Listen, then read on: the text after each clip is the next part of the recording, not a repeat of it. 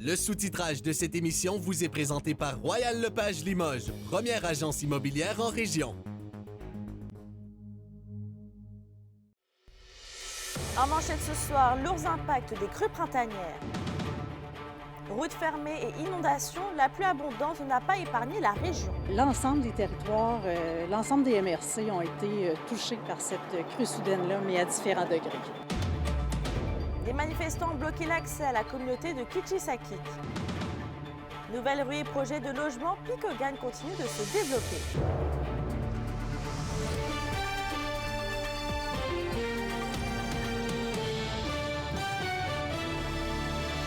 Bonsoir tout le monde et bienvenue parmi nous. Bon, on l'a remarqué, la fin de semaine dernière, la pluie a ravagé plusieurs routes de la région en raison des précipitations plutôt importantes. Kimberly Hall nous fait un bilan de la situation. Des crues soudaines, des affaissements de routes et des débordements, c'est le résultat des 70 mm de pluie reçus dans la région de jeudi à vendredi. Les ponceaux, entre autres, fournissaient pas. On avait un sol qui était gelé, donc pas en mesure d'absorber. L'ensemble des territoires, l'ensemble des MRC ont été touchés par cette crue soudaine-là, mais à différents degrés. On surveille le secteur de Macamic en Abitibi-Ouest, puis également le secteur de Duparquet. On voit qu'il y a quand même des accumulations d'eau. Alors, on est en lien avec la municipalité, donc pour soutenir et conseiller. Et puis, le tout devrait se stabiliser là, dans les prochains jours. À Rouyn-Noranda, même si la sécurité publique était bien préparée, la fin de semaine n'a pas été de tout repos, selon Luc Tremblay, directeur de ce service pour la ville. L'évacuation de l'eau était difficile dans les derniers jours. Il y a des résidences qui ont été isolées. Les travaux publics ont travaillé très fort là, tout le long de la fin de semaine parce qu'il y a eu des ponceaux des chemins de laver, des ponceaux là, de brisés, des ruptures au niveau des routes. Même aujourd'hui, on croit que ça va légèrement augmenter, pas énormément, peut-être de quelques centimètres. Là. Donc, ceux qui voient que vraiment, c'est plus les riverains, les gens qui sont habitués là, dans ces secteurs-là qui sont affectés. Les MRC les plus affectés par la pluie soudaine sont l'Abitibi-Ouest, l'Abitibi et dans la vallée de l'Or, selon le ministère des Transports. À Hautier-Nord, le maire Fernand Major confirme que 6 maisons ont dû être isolées sur le rang de l'école. Certains de ces foyers ont eu des dégâts d'eau dans leur sous-sol. Quelques rangs ont dû être fermés durant le week-end également. Ce matin, on répare le ponceau. Là. On a un bris de ponceau dans la ceinture du lac entre Macamic et Hautier-Nord. Donc, les réparations se font ce matin. Puis, on a eu également fermeture durant 6 et 7 ouest parce que la crue des eaux, là, on avait environ 2 pieds d'eau là, dans le chemin. Au Témiscamingue, la circulation était difficile puisque les routes 109 et 391 étaient fermées. Un détour a dû être fait en Ontario en cas de déplacement d'urgence pour relier l'Abitibi au Témiscamingue. Maintenant, les deux parcours sont rétablis, les deux chemins sont rétablis. La circulation se fait par alternance, autant dans le coin de Nedelec que près de Guérin. La circulation se passe bien.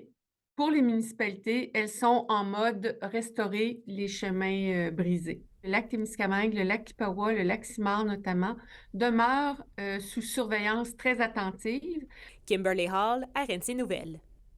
Et d'ailleurs, du côté de Val-d'Or, 2 routes ont aussi été bloquées à la circulation samedi et dimanche, toujours en raison des inondations. Kémia Liberté nous présente l'état de la situation actuelle. Les crues printanières n'ont pas épargné le territoire de Val-d'Or. Le secteur Bécarrière au sud de la ville ainsi que le chemin Duval dans l'arrondissement de Vassan ont dû être fermés à la circulation durant plusieurs heures cette fin de semaine. En fait, c'était problématique dans 2 temps. Au niveau de Vassan, du chemin Duval, en fait, c'est que le pont a été fermé par le ministère des Transports. Donc, de chaque côté, on peut s'y rendre. Par contre, au niveau de Bécarrière, bien, ça venait isoler, en fait, les gens qui demeurent au Lac-Clair. Malheureusement pour eux, bien, les voies de contournement qui existaient vers Malartic et vers Cadillac, ces 2 chemins-là étaient aussi fermés à la circulation, là, pas juste à cause des inondations, mais bien à cause des travaux qu'il y avait eu ultérieurement. Le directeur du service de sécurité incendie de Val-d'Or, Éric Hébert, considère néanmoins que les équipes de renfort étaient préparées à toute éventualité. Je vous dirais qu'on l'était prêt la semaine dernière parce que les travaux publics m'expliquaient qu'il y a 2 semaines, ils ont fait le tour de chacun des ponceaux pour nettoyer les grilles ou nettoyer les entrées des ponceaux pour s'assurer que si on a une fonte rapide ou des pluies diluviennes comme on a eu, bien que ça puisse prévenir. Le chef des pompiers qualifie même la situation d'exceptionnelle. Selon lui, la ville est très rarement touchée par ces niveaux d'eau élevés. Vous savez, sur le territoire de Val-d'Or, c'est assez rare parce qu'on est haut. Donc, c'est plus nous qui inondent les autres municipalités. C'est comme nous, la rivière Aricana s'en va vers Amos. C'est assez exceptionnel ce qu'on vit là en ce moment. Actuellement, c'est un retour à la normale pour la circulation à Val-d'Or. Toutes les routes sont désormais accessibles. Kémilia La Liberté, RNC Nouvelles, à Val-d'Or. Vos réponses à la question du jour TVA, une présentation de la clinique infirmière Nord-Ouest partout dans la région. Notre équipe peut vous recevoir pour un bilan de santé, une infection, le suivi de maladies chroniques et bien plus. Contactez-nous pour plus d'informations ou visitez notre site web. Et à la question du jour, on vous demandait, avez-vous été affecté par les intempéries cette fin de semaine? Vous avez répondu non à 88%.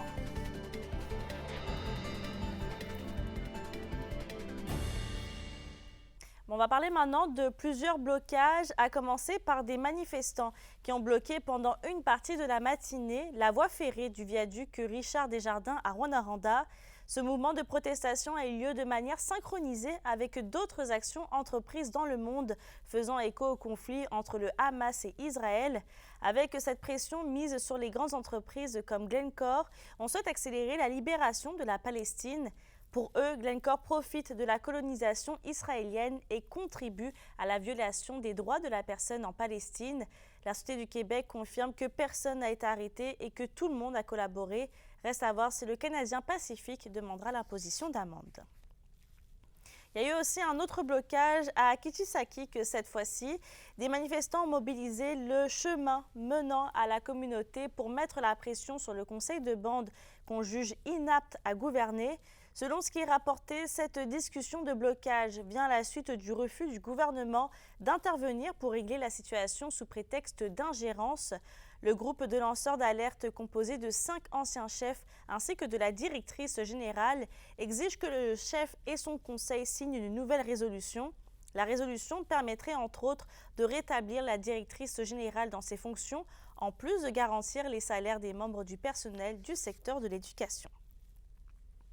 Et d'ailleurs, concernant les Premières Nations, les membres de la communauté de Lac-Simon sont invités à 3 jours d'assemblée publique qui auront lieu de mercredi jusqu'à vendredi.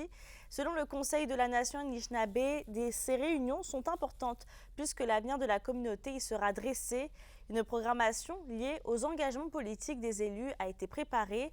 La journée du mercredi sera consacrée au Conseil des femmes, le jeudi aux propositions d'entente avec les compagnies minières et forestières et le vendredi aux affaires de la communauté allant des élèves aux parents ainsi qu'à l'abus de drogue et d'alcool. Les relations avec les autres Premières Nations seront aussi abordées. Et toujours au sujet des Premières Nations, le Conseil de la Première Nation Abitibi-Winnie va de l'avant avec l'expansion de son parc immobilier. Picogan va bientôt quasi doubler son nombre de maisons pour sa communauté. Alexandre Cabana. Cette rue-là, elle a été construite, ça fait à peu près 4-5 ans. On avait 29 lots de libre, puis au moment qu'on se parle, on n'en a plus. Plusieurs nouvelles rues et nouvelles habitations seront construites dans les prochains mois à Picogan.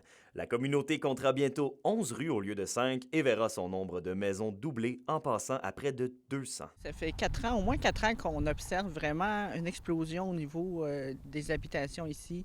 On a besoin aussi de construire des nouvelles rues.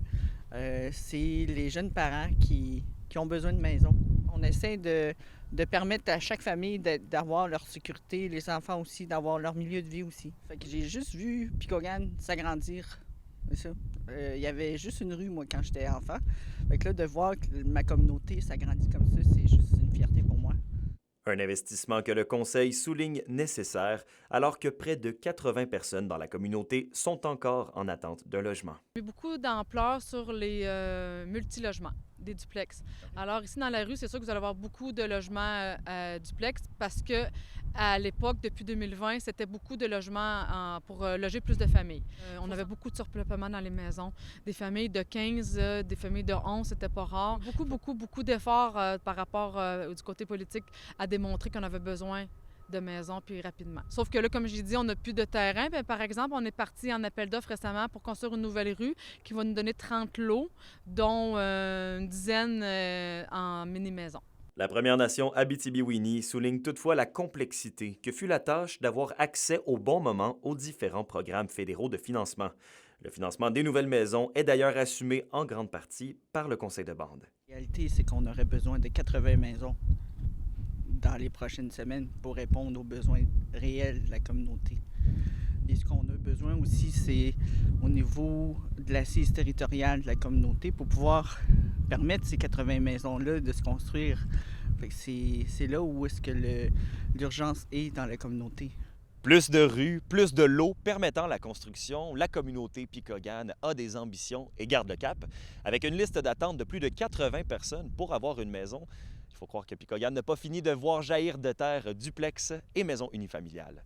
Alexandre Cabana, RNC Nouvelles, à Pikogane. En santé maintenant, 61% des membres de la Fédération interprofessionnelle de la santé du Québec ont rejeté l'entente de principe avec le gouvernement à travers la province, alors qu'ici dans la région, les professionnels en soins ont voté en accord de celle-ci dans une proposition de 75%.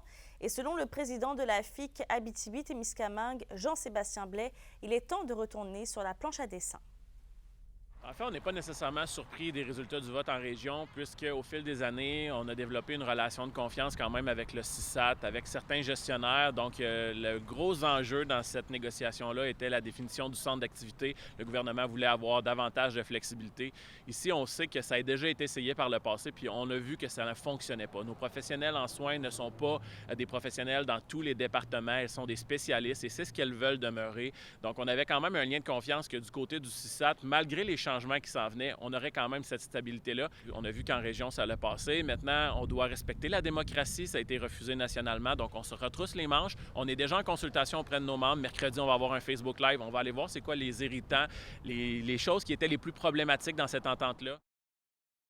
L'indice boursier minier au TVA Nouvelle 18h est une présentation de GFM Groupe Financier. Dirigeants d'entreprises et particuliers, fiez-vous aux experts de GFM pour vos placements, assurance de personnes et assurance collective. Car pour vous, ils vont au-delà de la finance. Bonjour, ici Anne-Marie Lemieux. Restez des nôtres. On vous parle de notre spectacle du 20e anniversaire du réseau Libre Savoir dans quelques minutes.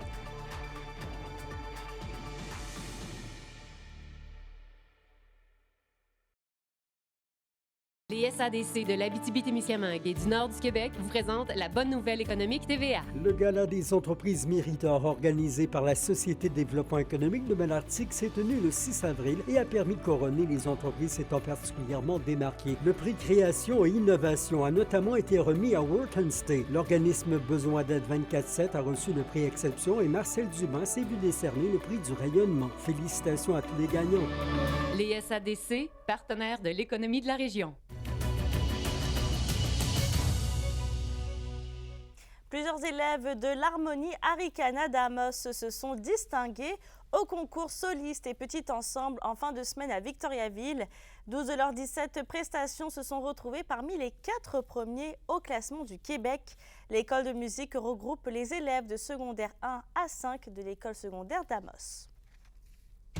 La chronique culturelle vous est présentée par Bruno et Jasmin Leclerc, denturologistes. Des cliniques à la fine pointe de la technologie pour vous servir à Lassar et à Amos. Stéphanie, le réseau libre Savoir de Rwanda célèbre son 20e anniversaire aujourd'hui à l'Agora des Arts. Est-ce que vous avez entendu mes feuilles, Mélissa? Ah oui, hein, il vente encore. Écoutez, c'est cet après-midi que se déroulait le spectacle de fin d'année de l'Université du 3e âge en Abitibi-Témiscamingue. Les étudiants des classes de chant de chorale, de guitare et de ukulélé offraient au grand public leurs merveilleuses prestations. On a même eu les amateurs de peinture qui ont pu exposer leurs toiles. C'est un événement, Mélissa, qui a su faire naître de nombreux sourires sur tous les visages qui étaient présents. Le spectacle d'aujourd'hui, je pense que c'est un couronnement du plaisir d'apprendre. C'est ça que je pourrais le nommer comme ça. le plaisir d'apprendre toutes sortes de choses. Il y a des gens qui n'ont jamais touché au ukulélé, qui ont commencé. Il y a des gens qui n'ont jamais chanté en chorale, qui ont commencé. Et, il y a des gens qui n'avaient jamais fait de la peinture, qui vont être là. C'est un rayonnement des étudiants et des professeurs qui ont été extraordinaires pour préparer ce spectacle. Ça représente énormément pour moi, mais ça représente beaucoup pour les gens qui y ont travaillé. J'ai été la bougie d'allumage, mais j'ai trouvé des bonnes batteries pour être capable, puis qui ont rechargé d'année en année le véhicule pour qu'il soit le plus performant possible. Et c'est une fierté pour tout le monde, pour notre président Réal Leroy, qui n'est pas ici actuellement parce qu'il est en CA, mais c'est une fierté pour chacun des étudiants, je crois. Aujourd'hui, on est là, ça va être bon enfant, ça va être agréable, mais c'est pour montrer le plaisir qu'on a à apprendre. Et c'est ça que je pense qu'il faut retenir du réseau Libre Savoir, le plaisir d'apprendre. C'est un spectacle assez varié. D'abord, vous avez en arrière de moi là, le ukulélé et la guitare qui font partie du spectacle. Et pour la chorale, notre répertoire, on a quelques pièces de musique classique, 1 ou 2 pièces de musique classique, et le reste, c'est des chansons populaires. Bien, c'est d'apprendre à chanter ensemble. Alors, les gens n'ont pas tous la même expérience. Il y en a que c'est la première fois qu'ils chantent. Et tu as des gens qui ont chanté dans des chorales auparavant. Alors, c'est d'arriver à choisir un répertoire pour que tout le monde soit à l'aise. Et le cours, ça s'appelle « Initiation au chant choral ». Alors, chantons pour le plaisir, mais chantons torieux. Après le cours, pour que les gens, avec un peu plus d'expérience, s'ils veulent chanter dans des chorales plus importantes, ils auront eu l'initiation et ils comprendront comment ça fonctionne. Et je donne avec ça aussi aux gens de la chorale un mini-cours de théorie solfège pour qu'ils comprennent un petit peu une partition musicale, comment se construit une partition musicale pour qu'ils soient capables de se retrouver là-dedans. Et le Centre communautaire de la Motte sera l'hôte de la 26e édition du show de la Motte pour les intéressés. Écoutez, ça vient tout juste de sortir. C'est présenté le samedi 27 avril 2024 à 19h30 et c'est sous le thème « La théorie des ensembles » que plus d'une dizaine d'artistes se donneront rendez-vous. On a au menu Guy Baribeau, Marion Lamontagne-Bellil, Vanessa Chandonnet, Paul Ouellette, Louis-Joseph Fecteau-Lefebvre, Ariane Ouellette et Aurélien Calmet, sans oublier le duo Messam Nemati ainsi que Geneviève Hardy. On a très, très hâte de vous y voir. C'est très agréable de recevoir les gens chez nous. On a une salle qui n'est pas très grande, il y a 200 personnes, et puis les gens sont tout proches, puis les gens, ils ont une écoute magnifique. Donc, de recevoir tous ces créateurs-là, puis de leur dire, bien, ce que vous allez présenter, ça va être entendu, ça va être aimé par les gens de chez nous, mais pas seulement de la Motte. On attire, au fil des ans, un public qui vient de partout dans la région. C'est devenu un rendez-vous au fil du temps, le show de la Motte, pour plusieurs personnes qui se retrouvent ici pour assister à ce spectacle-là. Donc, oui, on est très fébrile de le faire. On est toujours fébrile de recevoir en ruralité, de recevoir des spectacles de grande qualité. Puis c'est une grande fierté pour nous autres de faire ça chez nous, dans notre village.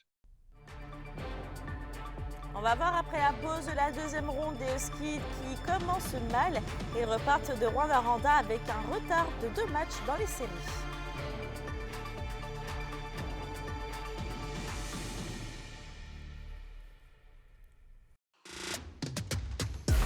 Les sports vous sont présentés par Thibaut GM, votre concessionnaire de confiance à Rouyn-Noranda, là où qualité et choix se rencontrent. Les Huskies repartent de Rouyn-Noranda avec un retard de 2 matchs. Engagés dans 2 duels à la maison contre Nathan Darvaux et les Tigres de Victoriaville, la Meute s'est inclinée vendredi par la marque de 6-3 et samedi par la marque de 7-6.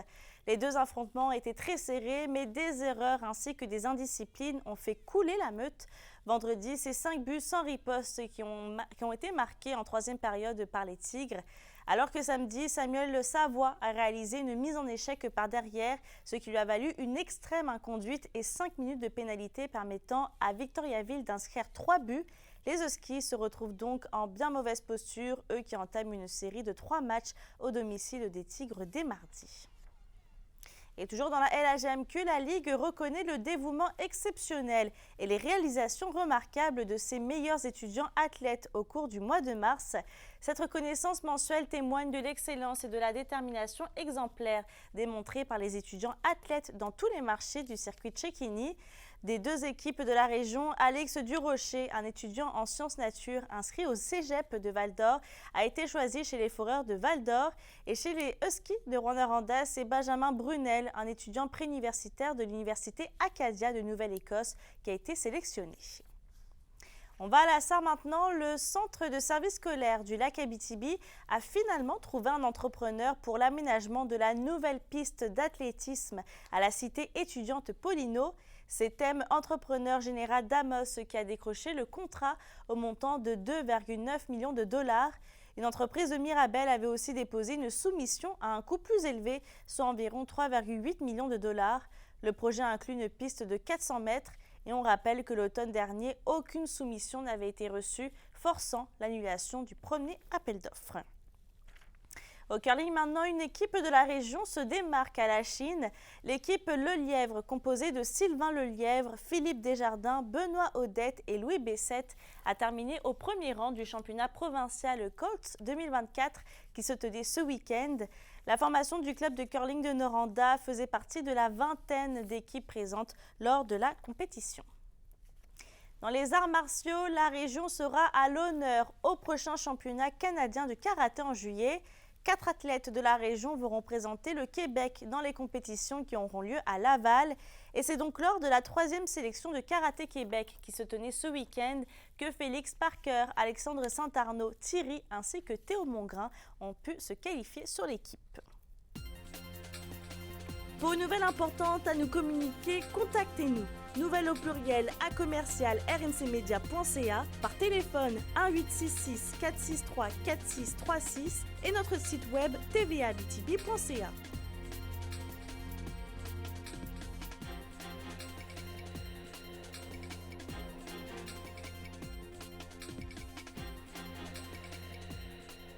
La météo, une présentation de Nicoloto de la Sarre, la capitale du pick-up. Vous y trouverez toujours le meilleur choix, toujours le meilleur prix.